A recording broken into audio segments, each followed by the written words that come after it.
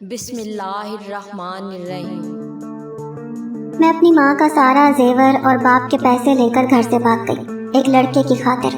Train چل پڑی لیکن لڑکا نہیں آیا۔ میں ٹرین میں سوار ہو گئی تو میرے پیسے اور زیور سے بھرا بیگ چوری ہو گیا۔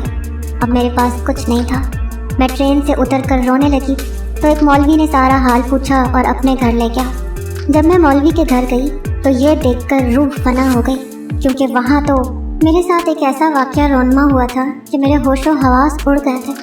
میں نے اپنی زندگی میں ایک ایسی غلطی کر دی تھی جس نے مجھے در بدر کر دیا تھا، اور مجھ پر ایسا وقت آیا تھا کہ مجھے عزت کے لالے پڑ گئے تھے۔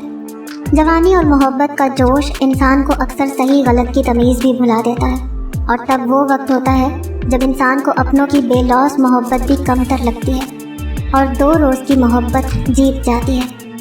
میرے ساتھ بھی کچھ ایسے ہی ہوا تھا۔ میں پچھلے 4 ماہ سے ایک لڑکے کے ساتھ ٹیلی فونک رابطے میں تھی۔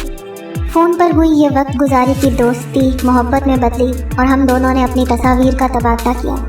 میں اپنے خاندان کی سب سے خوبصورت لڑکی تھی اور مجھے زوم تھا کہ وہ خوبصورت آواز اور ساحر الفاظ والا لڑکا مجھے دیکھتے ہی اپنے ہوش و حواس کھو بیٹھے گا، مگر جو ہوا وہ میری توقع کے بالکل برعکس تھا۔ تصاویر کے لین دین میں وہ لڑکا تو مجھ پر فدا ہوا ہی تھا، مگر میں اسے دیکھ کر تو دنگ رہ گئی۔ وہ بہت ہی پرکشش اور خوبصورت لڑکا تھا۔ اس نے اپنی چمکتی آنکھوں سے مجھے اپنا اسیر کر لیا تھا۔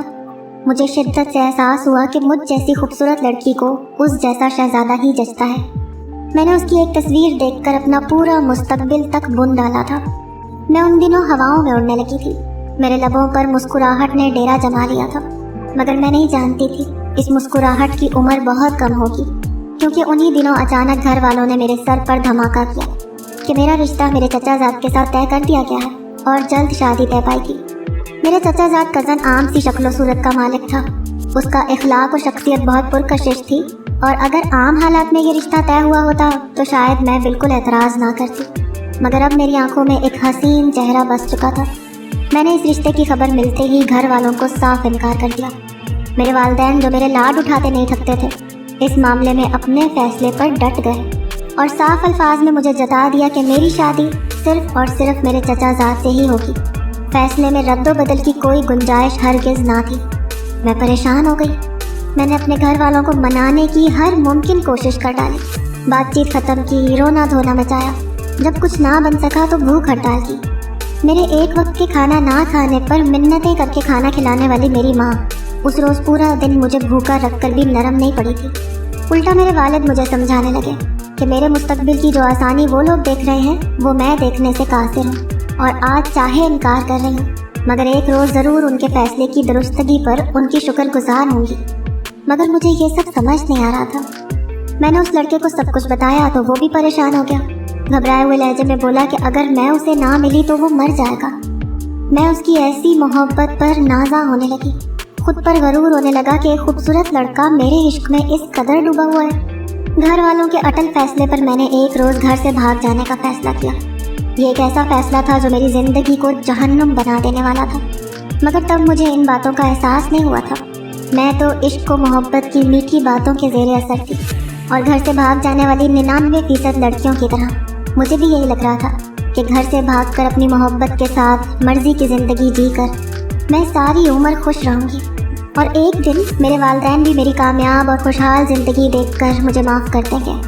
اس لڑکے نے بھی میرے فیصلے میں میرا ساتھ دیا اور اپنی محبت کا یقین دلانے کے لیے مجھے بتایا کہ اس کے پاس جو تھوڑی بہت جمع پونجی ہے وہ سب میرے لیے رکھ چکا ہے، کیونکہ اس کے والدین بھی اس شادی کے لیے راضی نہ تھے۔ اس کے احساس دلانے پر مجھے بھی یہ سوچ آئی کہ اپنے بہتر مستقبل کے لیے میں بھی اپنے گھر سے وہ ساز و سامان اپنے ساتھ لے جاؤں جو میرے لیے ہی رکھا ہوا تھا۔ یوں ایک روز نہایت خاموشی اور رازداری کے ساتھ اس لڑکے کے ساتھ میں اپنے گھر سے پیسہ اور زیور وغیرہ لے کر بھاگ نکلی تھی۔ اپنے محبت کرنے والے والدین کو چھوڑ کر جانے پر میرا دل بھرا رہا تھا، اور آنکھوں میں جمع شدہ نمی کے باعث ارد گرد کا منظر بار بار دھندلا ہو رہا تھا، مگر میں اپنی خوشی کو پانے کے لیے بضد تھی۔ چھپتے چھپاتے طے شدہ وقت پر مطلوبہ ریلوے اسٹیشن تک جا پہنچی، جو بدقسمتی سے میرے گھر سے بہت دور تھا۔ وہاں پہنچ کر بھی اندھیری جگہ پر چھپ کر بیٹھ گئی اور اس لڑکے کا انتظار کرنے لگی۔ مجھے وہاں پر بار بار خود پر عجیب سی نظروں کا احساس ہو رہا تھا جس نے مجھے سہما دیا تھا۔ مجھے ایسے لگا جیسے ابھی میرے گھر والے مجھے پکڑ کر واپس لے جائیں گے۔ मैं दुआ गो थी कि जल्द वो लड़का पहुंच जाए और हम यहाँ से निकल जाएं। मेरे सामने 2 ट्रेनें आकर जा चुकी थीं, मगर वो लड़का नहीं आया। उसका नंबर भी बंद था। मुझे अनहोनी का एहसास सताने लगा। थोड़ी ही देर में अजानों की सदा बुलंद हुई तो मैं बेइख्तियार रोने लगी। मैं वापस जाने से भी घबरा रही थी। रात गुजर चुकी थी और घर बहुत दूर था। तभी मेरे नंबर पर उस लड़के की कॉल आई। उसने बताया कि उसके घर में कोई मसला हो गया था जिसकी वजह से वो लेट हो गया है। अभी मैं उससे बात कर ही रही थी कि ट्रेन भी पहुंच गई। वो लड़का स्टेशन पर ही मौजूद था। उसने मुझसे कहा कि मैं तुम्हारे पीछे ही हूँ, सामने वाले डब्बे में सवार हो जाओ। हम अगर एक दूसरे को ढूंढने लगे तो ट्रेन छूट जाएगी। वो भी मेरे पीछे सवार हो जाएगा और ट्रेन में मुझ तक पहुँच जाएगा। मैं उसकी हिदायत पर जल्दी से उस ट्रेन में सवार हो गई। दिल की धड़कन इस कदर तेज़ हो रही थी कि बाकायदा हर धड़कन कानों में गूंज रही थी। ट्रेन के बाकी सवार हंसते मुस्कुराते सफ़र के लिए रवाना हो रहे थे और एक मैं थी जो हवास बाख्ता सी एक एक का मुंह देख रही थी। ट्रेन ने फिर से रवाना होने का विसल बजा दिया, मगर मुझे उस रश में वो लड़का कहीं नज़र नहीं आया। मैं उसे बार बार कॉल करने लगी, मगर उसका नंबर फिर से बंद हो चुका था। और असल परेशानी तो तब शुरू हुई जब ट्रेन ने रफ्ता रफ्ता रेंगना शुरू कर दिया और फिर देखते ही देखते रफ्तार पकड़ ली, मगर उसको ना आना था सो वो ना आया। सब मुसाफिर अपनी अपनी जगह पर बैठ चुके थे। रश ख़त्म हो गया था और रास्ता भी साफ हो चुका था, मगर वो लड़का गायब था। अब मेरी परेशानी गहरे दुख और रंज में बदल चुकी थी। आंखों से भल भल आंसू बह रहे थे। मैं बुरी तरह से रोने लगी। अब मुझे एहसास हो रहा था कि मैं क्या कर बैठी थी। साफ वाज़ेह था कि जो लड़का स्टेशन पर मौजूद था वो अचानक ट्रेन आने पर क्यों गायब हुआ। वो मुझे धोखा दे चुका था। मेरे साथ अब जाने क्या कुछ होने वाला था। इस दरिंदों की दुनिया में तन्हा निकल खड़ी हुई थी। रात भर जागने और भाग भाग कर स्टेशन तक पहुंचने के बायस चलती ट्रेन में बैठे बैठे मेरी आंख लग गई। जाने कब तक मैं सोती रही, मुझे अंदाज़ा ही ना हो सका। अचानक किसी जगह इंजन की खराबी के बायस झटके से ट्रेन के रुकने पर मैं तड़प कर उठ बैठी। चंद लम्हों तक खाली खाली नज़रों से सब समझने की कोशिश करती रही और फिर अचानक से मेरे जहन में धमाका हुआ और मुझे सब याद आ गया। तभी अपने साथ मौजूद बैग को तलाशना चाहा तो एक और हकीकत से आगाही हुई, यूं कि मेरा रवां रवां बेबसी से भर गया, क्योंकि मेरी कुल जमा पूंजी, वाहिद सहारा, मेरे जेवरात और नकदी वाला बैग मेरे पहलू में मौजूद ही ना था। मैं जामद हो गई। तय दर पे मुसीबतें जैसे मेरी ही राह में खड़ी थी। शायद बैग चुराने वाला भी मेरी बेबसी और तन्हाई के बारे में जान चुका था। तभी तो सिर्फ मेरा ही बैग गायब था, क्योंकि बाकी सबके चेहरे तो अब भी मुतमईन ही थे। मेरे अंदर इतनी भी हिम्मत ना थी कि उठकर अपने चोरी हो चुके बैग को तलाश करती। ट्रेन फिर से रवाना हुई और बाकी का सफ़र माजी और हाल के तानों बानों में कट गया था। मेरे हाथ में वो टिकट दबा हुआ था जो मैं रात को स्टेशन पर आते ही खरीद चुकी थी। एक छोटे से स्टेशन पर ट्रेन रुकी। मुझे उस लड़के ने इसी जगह उतरने का कहा। अब वो साथ नहीं था और मैं अकेली भारी दिल लिए ट्रेन से उतरकर करीब के खाली बेंच पर बैठ चुकी थी। यही मेरी नाम नेहाद मंजिल थी। अब यहाँ से कहाँ जाना है, किससे मदद मांगनी है, किस पर एतबार करना है, मैं कुछ ना जानती थी। जिस पर एतबार की दावेदार थी उसने बीच रास्ते में छोड़ दिया था, तो अब कैसे किसी अनजान को अपना मामला बताकर मदद तलब करती। अपनी बेबसी पर मैं फूट फूट कर रो दी थी। तब मुझे अपने पास किसी मर्द की मौजूदगी महसूस हुई। मैंने खौफजदा होकर नज़रें उठाई और ठटक गई। मेरे सामने एक सफ़ेद दाढ़ी वाले बारिश बुजुर्ग खड़े थे। उन्होंने मुझे नरमी से अपना तारुफ दिया। मेरे सर पर हाथ रखकर बोले, बेटी यहाँ अकेली बैठी क्यों रो रही हो। जाने उस पुरनूर चेहरे वाले मौलवी साहब को देखकर उस पल मुझे क्या हुआ कि मैंने रोते हुए सब कुछ उनको बताते ही चली गई। शायद वो मौलवी साहब मेरे वालिद की ही उम्र के थे, इसीलिए मैं उन पर यकीन कर बैठी थी। मौलवी साहब ने मुझे तसल्ली देते हुए अपने साथ चलने को कहा और बोले कि मेरा यूं अकेले स्टेशन पर बैठना सबको मतवज्जा कर रहा है और इस वजह से मैं बुरे हाथों में भी जा सकती हूँ। मुझे भी शिद्दत से एहसास हो रहा था कि अब कोई और रास्ता है ही नहीं। ना मैं वापस जा सकती थी, ना सारी उम्र उस स्टेशन पर बैठे रहना था। सो चुपचाप मौलवी साहब के साथ चलने की हामी भर ली, क्योंकि वो मौलवी साहब देखने में भले इंसान मालूम हो रहे थे। मैं उनके साथ उनके घर पहुंच गई, मगर जब मैंने मौलवी साहब के घर के अंदर कदम रखे तो धक से रह गई, क्योंकि वहाँ पर तो पहले से ही मेरी जैसी 3-4 लड़कियाँ मौजूद थीं, जिनसे मिलकर मुझे पता चला कि वो भी मेरी तरह हालात का शिकार होकर मौलवी साहब को मिली थी और वो नेक इंसान उनको अपने घर ले आए थे। मैं घबराहट का शिकार हो चुकी थी। सब लड़कियों के साथ एक जैसा वाक़या होना, सबको ही मौलवी साहब का मिलना, तरस खाकर अपने घर ले आना मुझे अजीब महसूस करवा रहा था। मगर मैंने मुंह से कोई लफ्ज़ ना निकाला और ख़ुद को अल्लाह के सुपुर्द कर दिया कि शायद मैं एक बार धोखा खाने की वजह से सबको शक की निगाह से देख रही हूँ। मैं कुछ रोज़ खामोशी से सबका जायज़ा लेती रही। मौलवी साहब और उनकी बीवी हमारे साथ अपनी औलाद जैसा सलूक करते थे, मगर लड़कियों से उनके हालात की तफसील जानकर मुझे तशवीश होने लगी थी, क्योंकि वो सब लड़कियां भी अपने घर से जेवर और पैसा लेकर निकली थीं और इसी तरह से उनका जेवर पैसा भी रास्ते में गायब हो गया था। और सबसे चौंका देने वाली बात तो ये थी कि सब लड़कियों की ही मंजिल यही इलाका था जहाँ मौलवी साहब की रिहाइश थी। सबके ही पहुँचने पर मौलवी साहब पहले से वहाँ मौजूद होते थे। ऐसा लग रहा था जैसे एक ही मंजर बार बार दोहराया गया हो। यहाँ कुछ न कुछ गड़बड़ तो ज़रूर थी, मगर क्या, ये सब समझने से मैं कासिर थी। सो मैंने मज़ीद छानबीन करना मुनासिब समझा। ऐसे ही बेबुनियाद बात करना वैसे भी ठीक ना था, क्योंकि मैं देख रही थी कि वो लड़कियाँ मौलवी साहब पर दिल से यकीन करती थीं और उनकी बहुत इज्जत करती थीं। यकीनन मेरा सिर्फ शक जाहिर करना भी उन्हें मेरे खिलाफ कर देता और मैं खुद भी अभी मौलवी साहब की मोहताज थी। मैं अपने शक की वजह से मौलवी साहब और उनकी बीवी के इर्द गिर्द घूमने लगी। ऐसा करते हुए 2-3 मरतबा मैंने महसूस किया कि मौलवी साहब और उनकी बीवी सरगोशी और राजदारी से बातें करते कुछ परेशान से लगते थे, और जब मैं वहाँ पहुँचती तो वो जल्दी से खामोश हो जाते और चेहरे पर बनावटी मुस्कुराहट सजा लेते थे। मुझे ये बात खटकाने लगी थी। मुझे यकीन हो गया कि वो दोनों मियाँ बीवी हमारे खिलाफ कोई मंसूबा तैयार कर रहे थे। चंद दिन मज़ीद हर हरकत और हर बात पर गौर व फिक्र कर लेने के बाद मैंने फ़ैसला किया कि अब बाकी चारों लड़कियों को भी असल बात बताकर अपना हमनवा कर लेना चाहिए, ताकि बाहमी सलाह मशवरे से हम बाकायदा कोई बेहतरी की सबील कर सकें, क्योंकि मैं अकेली लड़की कुछ नहीं कर सकती थी और अगर नुकसान होना था तो सब लड़कियों का होता। मैं उन सबको भी किसी शदीद नुकसान से बचाना चाहती थी।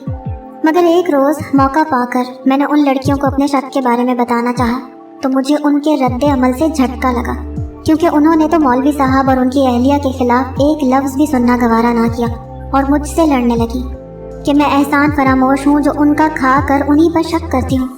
मैं हैरान हो गई कि वो लड़कियाँ एक गैर मर्द से धोखा खाने के बाद दूसरे गैर और अनजान मर्द पर इतना मजबूत यकीन कैसे कर रही हैं। हालांकि दुनिया की हकीकत हमारे सामने थी कि आजकल लोग कैसे दाढ़ी रखकर मौलवी बने रहने के बाद भी कैसे कैसे नीच काम कर जाते थे। मैं मानती थी कि हर मौलवी बुरा नहीं होता, मगर इस सच से नज़र चुराना भी मेरे लिए मुश्किल था कि बहुत से ऐसे वैसे कामों में मौलवियों का नाम उठता था। वो लड़कियां मुझ पर यकीन ही नहीं कर रही थी, मगर उनके दलाइल भी काबिल गौर थे कि मैं तो इस घर में नहीं थी, मगर वो लड़कियां मौलवी साहब के घर 3-4 माह से रह रही थीं। उनका कहना था कि इस दौरान उनके साथ कभी कुछ गलत नहीं हुआ था, बल्कि बहुत इज्जत और मोहब्बत से रखा गया था, और ये एहसान था मौलवी साहब और उनकी अहलिया का, जो खून का रिश्ता ना होने के बावजूद उनको पनाह दिए हुए थे। मैं ये सब कुछ सुनकर खामोश हो गई कि शायद मैं ही गलतफहमी का शिकार हो चुकी हूँ, क्योंकि मुझे तो अभी बमुश्किल 10 रोज़ हुए थे इस घर में रहते हुए और पिछला तजर्बा भी भयानक था। इसीलिए मैं हर एक को मशकूक निगाह से देख रही थी और शायद अपने मोहसिनों को भी मैं गलत समझ बैठी थी। इस बात को 2 रोज़ हुए थे कि रात के वक्त मैंने बैरूनी दरवाजे पर दस्तक सुनी, जो काफ़ी मशकूक सी थी। मैं उस रात नींद ना आने की वजह से जागी हुई थी और बाकी लड़कियां सुकून से सो रही थीं। मैंने उस दस्तक पर दबे पांव दरवाजे की जानिब बढ़ी तो देखा कि मौलवी साहब दरवाज़ा खोलकर किसी से बात कर रहे थे और बहुत हल्की आवाज़ में बात करते हुए इधर उधर भी देख रहे थे, जैसे किसी चोरी के पकड़े जाने का डर हो। मैं एक बार फिर से वहम में मुब्तला होने लगी। आधी रात के वक्त किसी मर्द का दरवाजे पर दस्तक देना और फिर खुफिया अंदाज में मौलवी साहब से गुफ्तगू करना कोई आम बात ना थी। ये मौलवी साहब का अपना घर था, उनके घर कोई भी आ सकता था, उन्हें किसी से छुपाने की ज़रूरत ना थी। फिर वो क्यों सरगोशी में संभल कर बातें कर रहे थे। मैंने मुड़कर बाकी लड़कियों को देखा तो वो बेसुध पड़ी सो रही थी, जैसे कोई फिक्र की बात ही ना हो। अगले रोज़ मैंने फिर से बाकी लड़कियों को तमाम मामलात से आगाह किया, मगर वो अब भी मुझ पर यकीन नहीं कर रही थी। तब मैंने उनसे मिन्नत समाजत की कि कम अज़ कम एक बार मेरे साथ जाग कर अपनी आंखों से सब कुछ देख लें, और अगर मैं गलत साबित हुई तो भले ही मुझसे दोबारा बात तक ना करें। सब लड़कियों को सोने से पहले रोज़ाना दूध का एक गिलास दिया जाता था और मेरा यकीन इस बात पर पुख्ता हो चुका था कि मौलवी साहब और उनकी बीवी बाकायदा साजिश के तहत हमें दूध में कुछ मिलाकर पिलाने की कोशिश में थे। मगर मुझे दूध शुरू से ही बहुत नापसंद था, सो मैं दूध पीने से इनकार कर देती थी। शायद इसीलिए अभी तक हमारे साथ कुछ गलत नहीं हुआ था। मैंने उन सबको दूध पीने से रोक दिया और उन्होंने मेरी बात सुनकर दूध पीने के बजाय घर की पिछली तरफ खुलने वाली खिड़की से बाहर की आरियों में उंडेल दिया। और मेरे साथ जाग कर इंतज़ार करने लगी। आधी रात के गुजर जाने के बाद जब वो मुझे गलत समझकर सोने ही लगी थी कि अचानक दरवाजे पर दस्तक हुई। हम सब के कान खड़े हो गए, मगर मैंने सख्ती से ताकीद की कि अपने बिस्तर से कोई ना निकले, क्योंकि मौलवी साहब की बीवी अक्सर रात को हम पर नज़र डालने के लिए आ जाती थी। और अब भी वैसा ही हुआ। मौलवी साहब दरवाजे पर गए तो उनकी बीवी बड़ी राजदारी से हमारे कमरे के दरवाजे पर पहुंची। धीरे से बिना आवाज़ किए मौलवी साहब की बीवी ने हमारे कमरे के दरवाजे का एक पट खोला और हमारे कमरे का जायज़ा लिया। हम सब सोती बन गई, तो वो 2-4 लम्हों के बाद वैसे ही धीरे से दरवाज़ा बंद करके वहाँ से चली गई। उनके जाने के बाद हम लड़कियाँ उठकर दरवाजे के पास रुक गईं। हमने देखा कि मौलवी साहब के साथ कोई मर्द घर में दाखिल हुआ था। वो उन दोनों मियाँ बीवी के साथ दूसरे कमरे में चला गया। जब वो रोशनी में हमारे सामने हुआ तो मैं फटी फटी आंखों से उसे देखने लगी। और कुछ ऐसा ही हाल बाकी लड़कियों का भी था, क्योंकि वो वही लड़का था जो हम सबको मोहब्बत के जाल में फंसाकर घर से भागने पर मजबूर करता था। उस रात हम सब पर इंकशाफ हुआ कि वो लड़का मौलवी साहब का बेटा था। हमने सुना कि मौलवी साहब परेशानी से बोल रहे थे कि मोहल्ले वाले अब उनके किरदार पर शक करने लगे हैं कि वो जवान लड़कियों से घर भरते जा रहे हैं। वो अपने बेटे को मना रहे थे कि वो हम सब का पैसा और जेवर वापस कर दे, ताकि वो हमें हमारे घरों को छोड़ाएं। उनका बेटा उनसे लड़ने लगा कि मैं किसी का कोई पैसा वापस नहीं करूँगा, इन लड़कियों को चलता करें, मैं इनको नहीं जानता।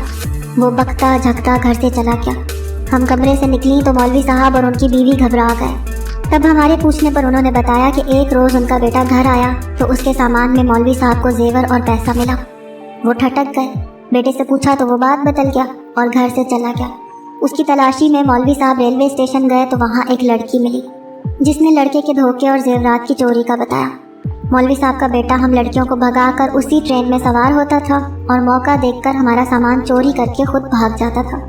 मौलवी साहब उस लड़की से सब कुछ सुनकर ठटक गए। उन्हें याद आया कि उनके बेटे के पास जेवर और पैसा था। वो शर्मिंदा से लड़की को घर ले आए। वो रोज़ाना दूसरे शहर चले जाने वाले बेटे के इंतज़ार में स्टेशन जाते, मगर बेटे के बजाय हफ्ते भर के वक्फे से लड़कियां मिलने लगी। मौलवी साहब परेशान हो गए। बेटे से राब्ता हुआ और उसे ये सब कुछ बताया और समझाने की कोशिश की।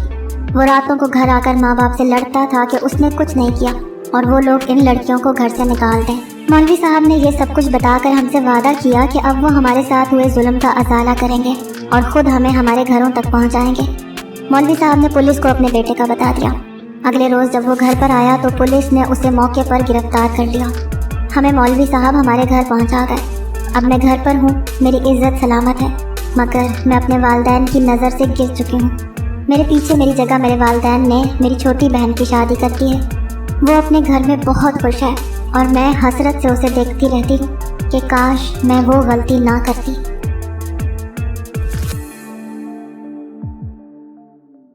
हमारी वीडियोस अगर आपको पसंद आ रही हैं तो ज़रूर लाइक कीजिए, और अगर आपने हमारा चैनल सब्सक्राइब नहीं किया तो ज़रूर कीजिए।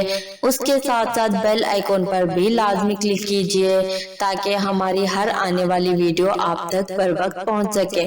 अल्लाह हाफिज़।